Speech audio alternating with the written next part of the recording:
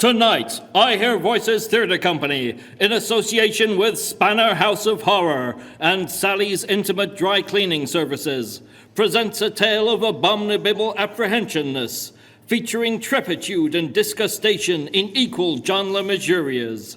Yes, from the people who brought you Dr. Jekyll and Mr. Humphreys, Taste the Legs of Dracula, and The Satanic Rites of Bagpuss.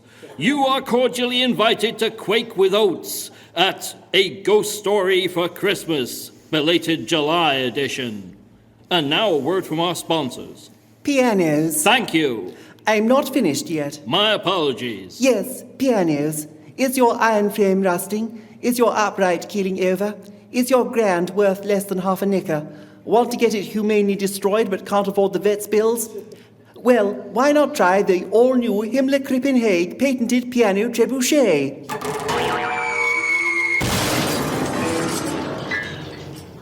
Yes, the all-new Himmler-Krippenhague patented piano trebuchet, guaranteed to permanently dispose of all pianofortes, harpsichords, virginals, and even some vicar's organs.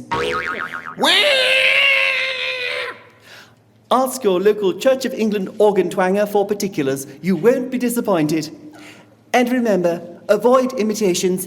Only the genuine, all-new Himmler-Krippenhague patented piano trebuchet makes this noise.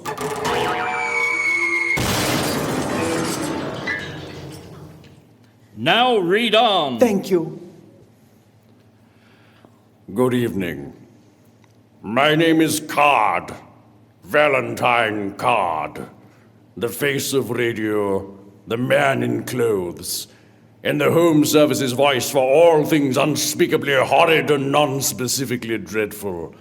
Tonight, it is my dubious pleasure to announce in glorious trouser-soaking television that which is, was, and might well again be. Oh, Tinkle, and I'll come to you, my lad. Christmas is a time of recollection, a time of ritual, a time when old friends, young families, and other individuals one would quite frankly rather be shot of, light the candles, lock fast the shutters, and gather round a roaring drunk to imbibe tales of unremitting misery, unquiet ghastliness, and any other things which make a whole day eating sprouts with grandma seem comparatively tolerable. Perhaps the greatest master of the art of the British ghost story was Montague Roads Jim, medievalist, antiquary, solo champion of the Eton three-legged race 4 years hopping, and provost of Screaming King's College, Oxbridge in the year of our Lord 1900 and sixpence halfpenny. Across the parading centuries, King's has become inexorably associated with the founding of many Christmas traditions.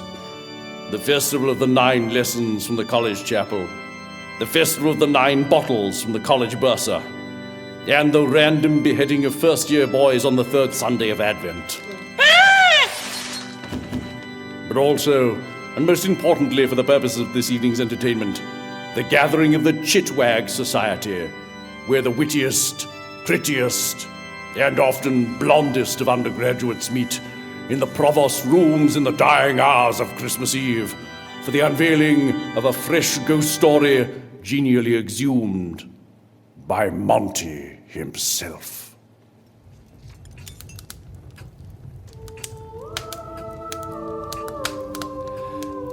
And so I said to the Dean of Magdalen, just because I concede it is considered canonical in Deuteronomy, it does not follow I would recommend your sister attempt it, particularly not with an egg whisk and her suspender belt.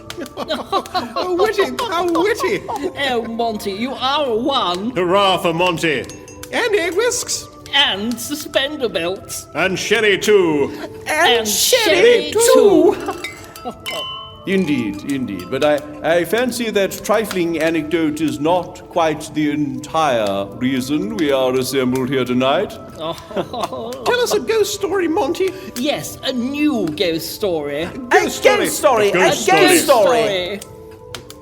Oh, please, Monty. Do tell. Yes, one with ancient possessed artifacts. And slime. And bed linen. And tentacles. Oh, yes, yes, yes, Tentacles. tentacles. And legs. Yes. Yes, yes, yes, legs. Lots of legs. Lots of legs. Yes. Yes, and autoerotic asphyxiation. Yes, and autoerotic asphyxiation. Oh no. Sorry, I just wondered. Yes, I fancy perhaps you have the wrong college society. That's 4 doors down, on the right. 4 doors down. Sorry. Oh, and don't forget your oranges. Oh, yes, oranges. Sorry, on the right, yes.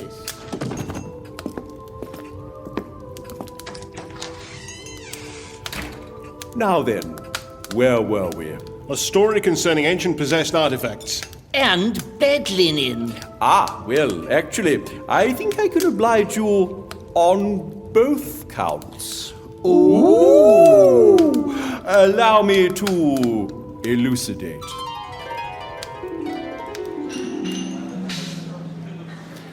I suppose you'll be getting away pretty soon now full term is over, Professor. Said a person not in this story, thus creating a logical paradox which threatened to terminally derail the narrative before it had properly commenced. Yes, my friends have been making me take up golf this term, and I mean to go to the East Coast, in point of fact to Felixstoft, I dare say you know it, for a week or 10 days, whichever is longer, to improve my game. I hope to get off tomorrow, after which I intend to leave for Felixstoft. Replied Professor Perkins to his currently non-present interlocutor as they sat, not together, in the hospitable hall of St. Fred's College.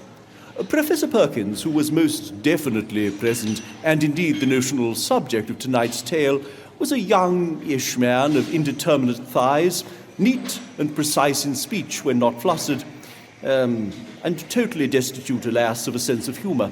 In short, something of the typical fussy bachelor academic, so oft the unwilling protagonist in my festive narratives.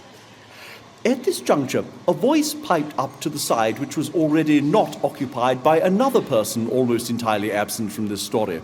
Oh, Perkins, if you're going to Felixstoft, I wish you would look at the site of the Tinkler's preceptory, and let me know if you think it would be any good to have a dig there in the summer.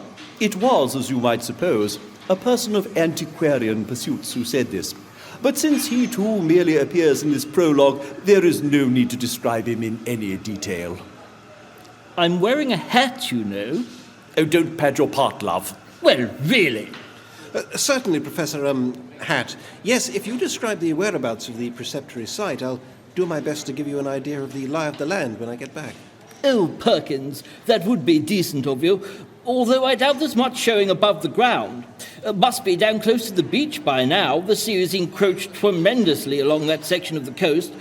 I should think, though, it's about 3/4 of a mile from the Cock Inn of the north end of the town. Where are you going to stay? Well, at the Cock Inn, as a matter of fact. I couldn't get rooms anywhere else. Most of the lodging houses are shut up in winter, it seems. Holidaying on your own again, eh, Perkins? Well, perhaps I'll pop over later to Felixstoft and keep you company. No, there's really no need for that, Professor Rogers. Oh, he gets a damn name check then, does he? Professor Rogers is here now. Yes, well, I actually get to appear in the main story. At the very end? After the denouement? Yes, well, my arrival's still jolly important, you know. Important? You don't even have any lines. Yes, but my arrival's described. There's nothing worth describing about you. You're not even wearing a hat. That's enough, the pair of you. Neither of you minor characters are going to be in the main story, and if you're not quiet this instant, I shall arrange for you both to lodge in reported text with an aged cousin possessing diabolical heart-exciting tendencies. Sorry, Monty. Good. Now, where were we? Well, I believe I was about to turn to Perkins and say, of course, if you don't want me to drop by for a night or two, I shan't be offended. Well, if you must, for an odd night. But I shall be mainly working or out on the links, so it might be a rather dull time for you. Well done, Perkins.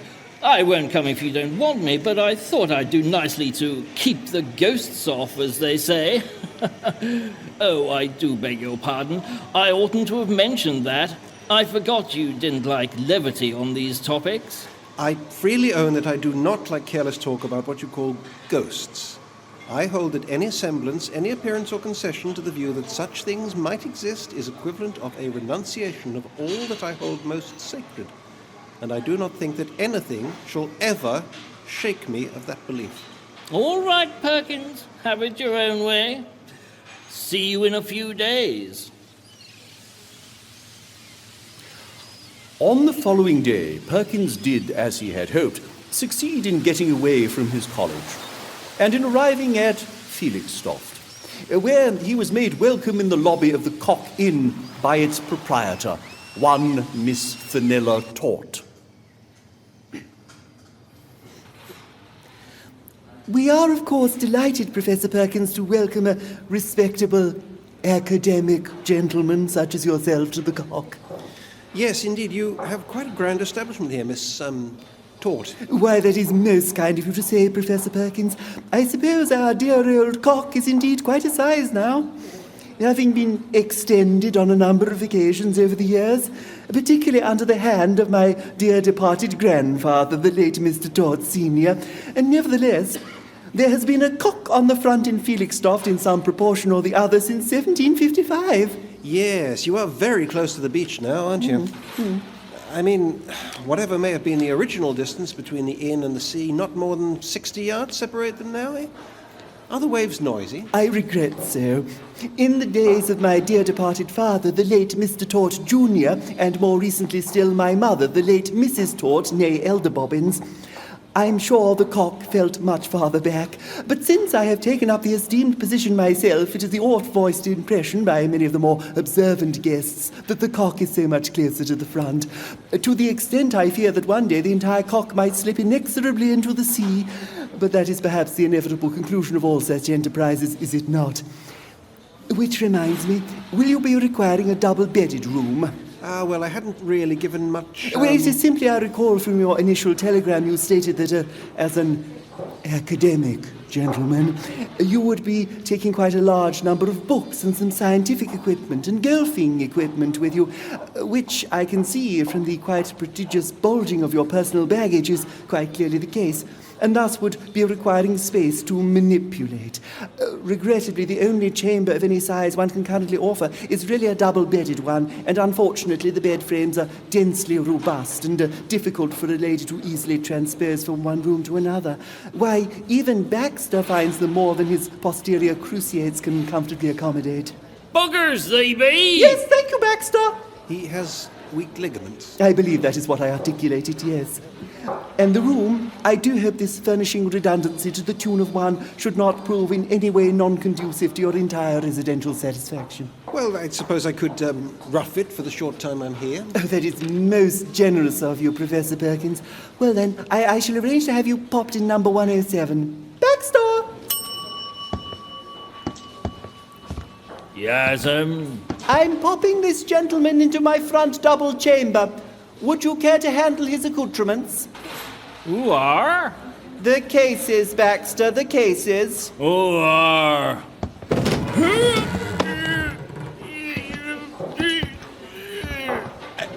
Look, they were rather expensive cases, and everything inside is a tad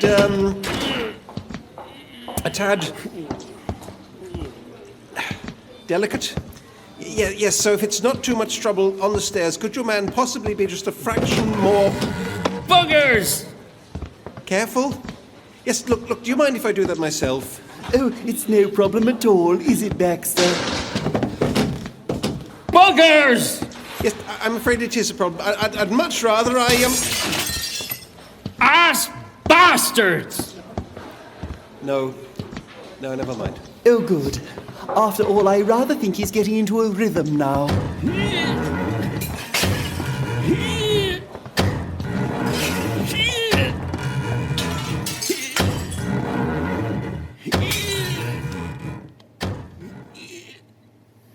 "15 minutes or so later, Professor Perkins was comfortably installed in the large double-bedded room of which we have conveniently heard speak. The chamber was surrounded on 3 sides by windows looking out seawards, but set into walls in the conventional manner. That is to say, the central window looked straight out to sea, and those on the left and right commanded prospects along the shore to the north and south, respectively, but not necessarily in that order. Left alone, Professor Perkins carefully and meticulously unpacked his delicate valuables.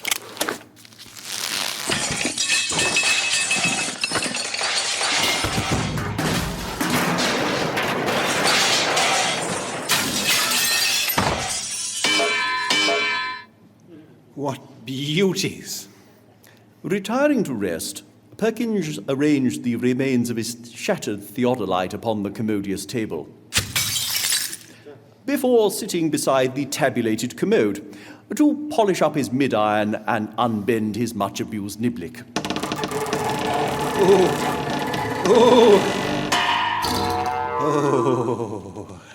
Once everything was in apple pie order, that is to say, steaming and smothered with thick custard, Professor Perkins turned in for the night.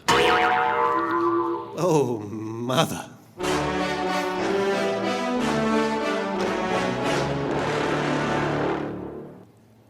The population of the inn was, being autumn, largely a golfing one, as Perkins discovered the next morning amidst the fried coffee and French roast bacon of the cock's breakfast room, where he found himself seated across from a ruddy-cheeked ancien militaire, secretary of the Cecil Rhodes Hang Some Sense Into Them Club for retired white supremacists, and part-time military cake enthusiast, one Colonel Barker Wildman. Conversely, the Bengal tiger is demonstrably a highly profligate beast, which comes as a bally surprise to most tourists to India, I can tell you, on the grounds that over 97% of them are Jewish. The tourists. The tigers. Pass the chutney, will you? Oh, yes, of course. So you're telling me all tigers are Jewish? Not all tigers, obviously. Only those in Bengal, and that's excluding the 2% which don't even speak tourist English, thus making it very difficult for their barbers to accurately ascertain any religious affiliation. What did you say you're a professor of, anyway? Ontography. Ah, excellent. Sounds good and Protestant. Ontography. Ontography. Ontography. Yes, definitely Protestant. Is there much call for it in the off-season? Well, actually, it's... Ooh! Is that a fairy cake? I really couldn't say. I think it is a fairy cake. Well, I don't mind if I do. Whilst, of course, odd for the breakfast table, the Siberian tiger is almost uniformly Episcopalian. And sticky. I take it you're here for the golf. Were the set of irons a giveaway? The way you were wearing them, yes. You're not any good, are you? I'm told I need to improve my game. Splendid! We'll play together then, eh? Well, I tell you what, 17 holes. Let's put 5 shillings on it to make things more interesting, shall we? I'm really not that proficient. 10 shillings it is then. Grab your matchy and I'll see you on the links. Last one there's a whoopsie. And so, Professor Perkins, one of whose principal characteristics was pluck, spent the greater part of the day improving his game in the company of this Colonel Wildman. Over the course of 17 holes, Wildman regaled Perkins with colourful and largely violent tales of his decades stationed in Kashmir, including the day he wrestled a horse in a patisserie, the weekend he ordered a whole platoon shot for simultaneously considering marmalade. and the Ramadan when he burned down a mosque for looking at him in a funny way.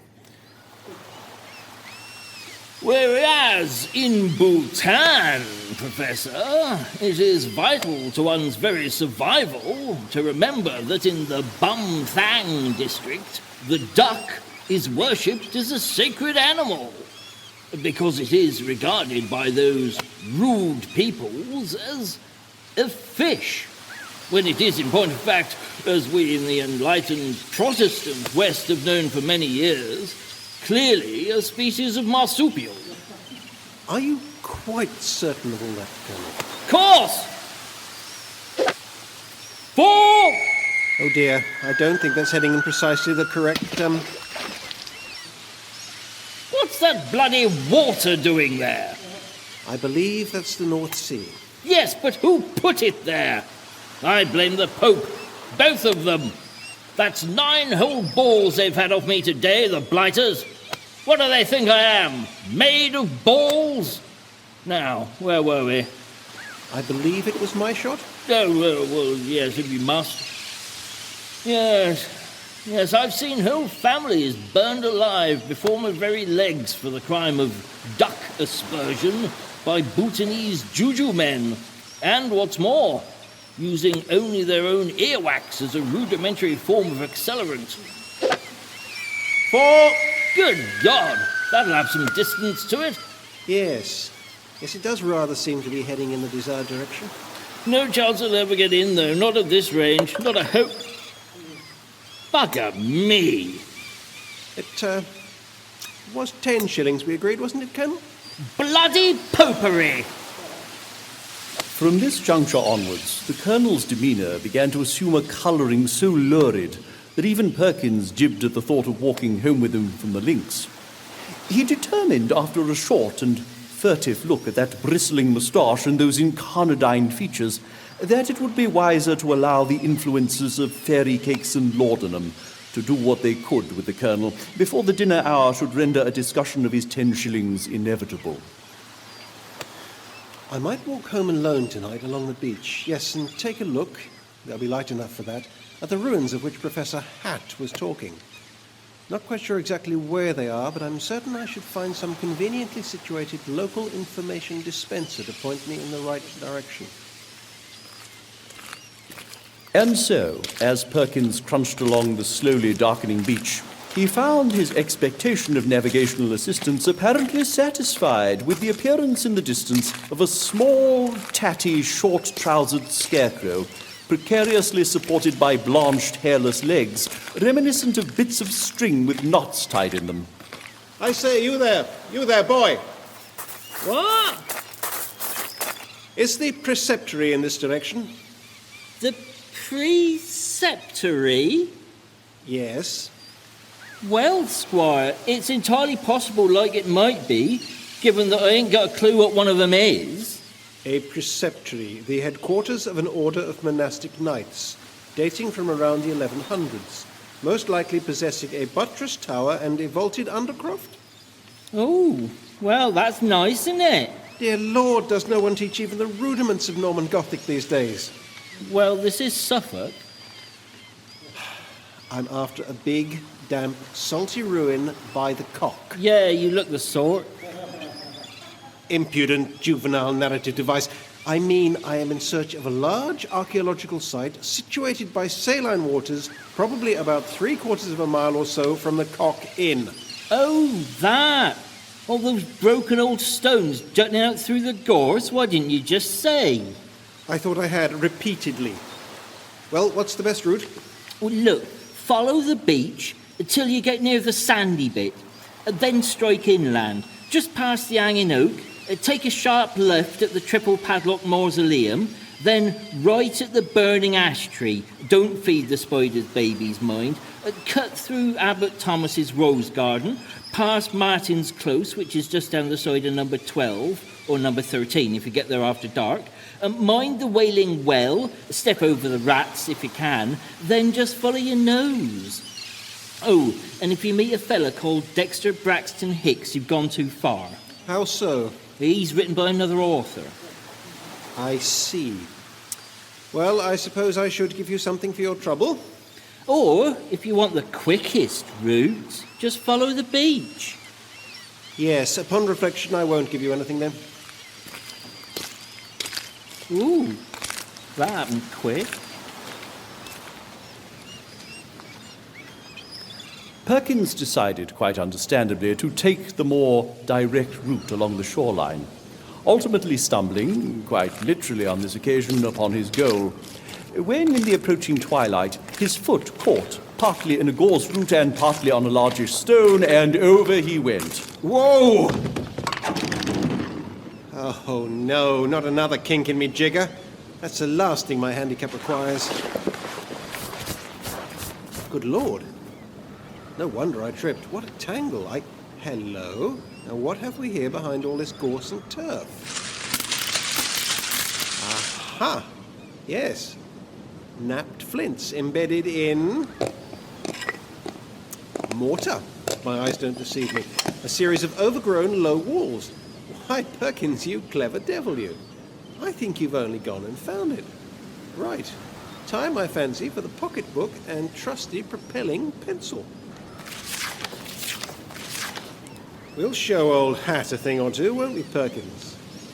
Definitely enough here to reward the spade of the explorer, if armed with a solid plan from the Samson Morden of a remarkably talented amateur archaeologist, even if I do say so myself. Oh, now, that looks particularly promising, but how to describe it? A series of humps or mounds? Mounds looks better on the page. Apparently arranged in a circular form. I'm sure the Knights Tinkler were in the habit of building round churches, yes. Featuring an oblong eminence. Yes, very good word, eminence. Lying east, sun setting over there, so yes, that's west, meaning that is east.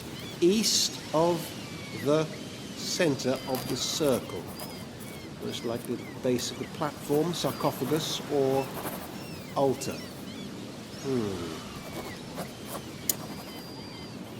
I wonder what lies beneath the surface.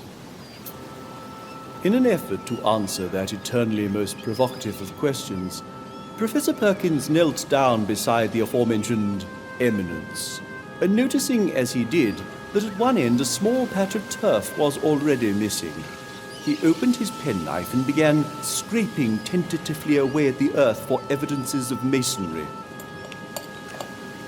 And now followed another little discovery. A portion of soil fell inwards as he scraped, disclosing a small cavity. Hello? What's this then? Anything in there? Dash it all, it's getting rather dark to see. Perhaps I should just come back. No, wait there. I'm sure I have. Yes. Oh, blast it. Try again, shall we? Blasted wind. It's almost as if it... Still, I think I could just squeeze my hand in and have a rummage around. I mean, what could happen? It couldn't be as bad as that first night in Dorm at Eton. Let's see now. The contortion of his metacarpals rewarded, Professor Perkins found his fingers tapping and scraping the edges of the void, defining as they did an artificial hole in the masonry. It was rectangular, and at the top, sides and bottom, if not actually plastered, smooth and regular. Of course it was empty, but no! His fingers touched, or were touched. Something solid rolled, and there was a metallic... What are you? If I can just get my fingers to you. No, not that way. I have you. Now, if I can just ease you gently out through the crack, and...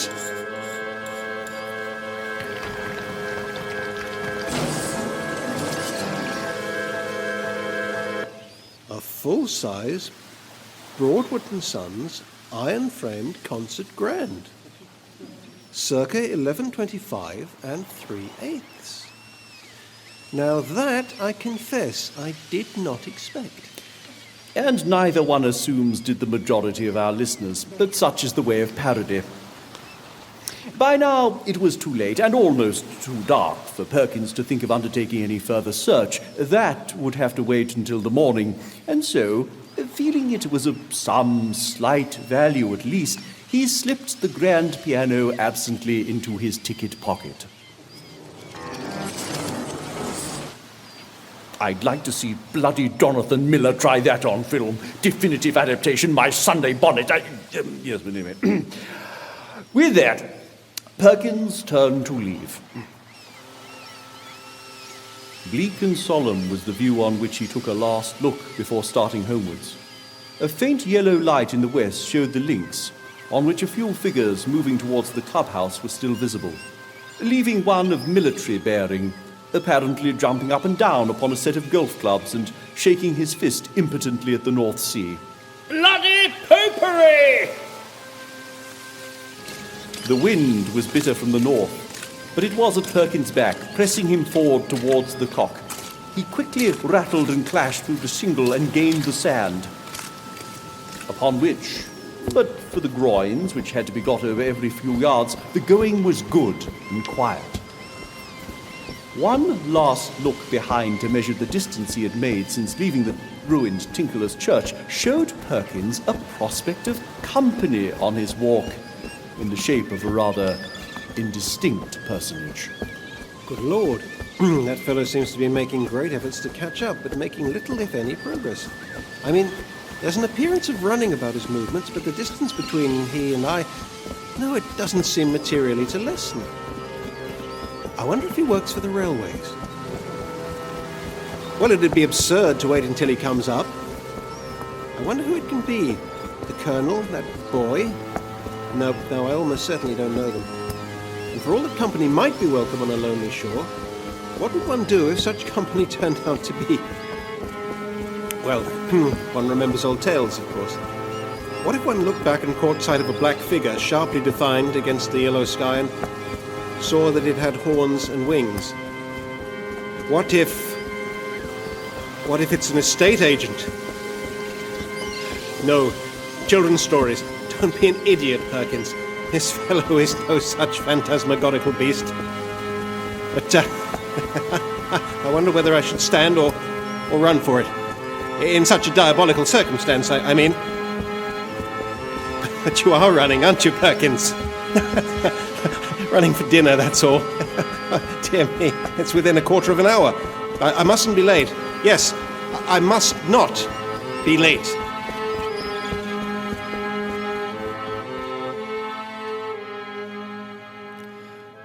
Perkins arrived back safely, if a tad breathlessly, at the Cock, and found he had indeed scant time to dress fully for dinner, opting instead to slum it, rather, in white tie, wing-collar shirt, Marcella waistcoat, tailcoat, and over-knee silk evening socks. Trousers, he unilaterally decided, would be, under the circumstances, an extravagance. Much to the disquiet of his fellow guests. Having dined in this bohemian style, Perkins retired to his room close to midnight. The night was clear and bright, as he saw when he opened the casement, and stopped for an instant to look out to sea, and noted as he did a belated wanderer stationed on the shore in front of the inn. Then Perkins shut the window. What late hours people keep in these rustic communities. Before turning in for the evening, Perkins took time to neatly hang his hastily discarded tweeds, and when he did, he was reminded by the slight bulge to the ticket pocket of his little discovery that afternoon. The professor gingerly removed the grand piano from his jacket, and with some considerable curiosity examined it by the flickering lights of its integrated candelabra. A concert grand, eh? Well, you certainly need a bit of a clean-up, don't you, old thing? Let's see how dirty you've got inside. Well, nowhere near as bad as I feared. But what's this? As Perkins stared upon the ivories, he noticed that whilst dusty and yellowing, they've remained largely free of the sandy dirt which so extensively caked the French polished case. But what really caught his eye, though, was the inscription, applied in gold leaf upon the underside of the open lid. Where customarily one might read the instrument manufacturer's name, Perkins beheld instead a pair of somewhat more cryptic legends. Latin? Well, I ought to be able to make it out, but I suppose I am a little rusty. Short one's a puzzle, but the long phrase does seem simple enough. It ought to mean, who is this who is playing? Well, the best way to find out is evidently to play for him, I suppose. But wait just a moment. I mean, here I am, a fussy bachelor academic, on his own, at midnight, in an unfamiliar, isolated locale, having just trespassed upon a deserted religious site belonging to a secretive, extinct monastic order and violated an altar or sarcophagus, perhaps, removing without permission a mysterious artifact-instrument inexplicably entombed, probably for good reason, within said altar or sarcophagus, perhaps, which I have then taken away with me without leave, feeling from that moment onwards persistently pursued by a non-specific yet irredeemably malign presence or supernatural guardian. And I am about to employ this mysterious artifact-instrument, having only just discovered writ upon it a cryptic legend in a dead language, but half of which I have been able to semi-reliably translate, a mere 48 hours subsequent to publicly announcing my complete repudiation of the paranormal in all its forms, effectively daring the very gods themselves to come down and punish me for my act of supreme hubris.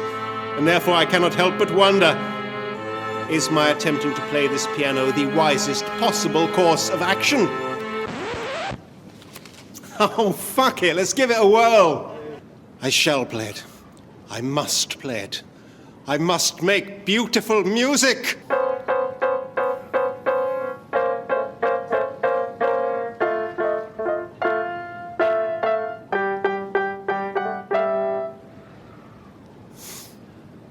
Well, that was a bit of an anticlimax.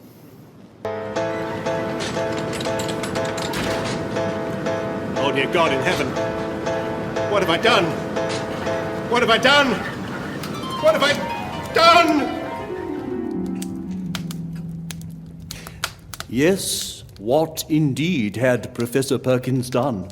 What manner of unspeakable percussive horror had he unleashed by tinkling with such ill-advised abandon within his bedchamber? Yes, Monty, what was it? What had he released? Was it sticky? All good questions, my dear boys, and ones which I fancy I shall answer after a short intermission. Oh, Monty. A short intermission, that is, for drinkies. Sherry! Sherry, anyone? Sherry! Sherry! Sherry! Sherry!